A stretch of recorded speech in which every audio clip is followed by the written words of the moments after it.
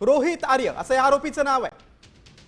17 मुलांची सुखरूप सुटका झालेली असं मुंबई पोलिसांनी काही वेळापूर्वी सांगितलेलं आहे। साकीनाका पोलीस आणि क्राईम ब्रांच पथक यांना हे आरोपीच्या ताब्यातून मुलांची सुटका करण्यात यशस्वी ठरलेलं आहे। गेल्या 5 दिवसांपासून या भागात शूटिंग ऑडिशन चालू असल्याची माहिती आहे, पण आज सर्व मुलांना ओलीस ठेवलं आणि एक व्हिडिओ देखील प्रसारित झाला। रोहित आर्य असं या ओलीस ठेवलेल्या आरोपीचं नाव आहे।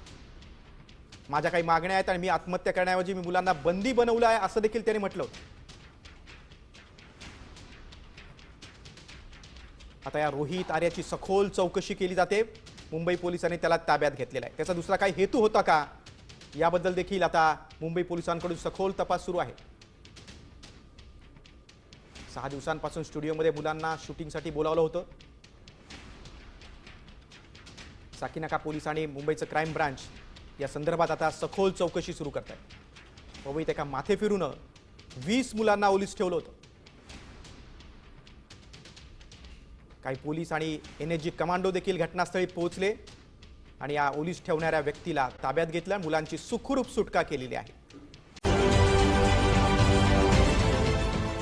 देश विदेशातील प्रत्येक घडामोडींचे लाईव्ह अपडेट मिळवण्यासाठी आता साम टीव्हीच्या सर्व सोशल मीडिया प्लॅटफॉर्मला लाईक, फॉलो आणि सबस्क्राईब करा। तसंच सर्व नोटिफिकेशनसाठी बेल आयकॉन प्रेस करायला विसरू नका।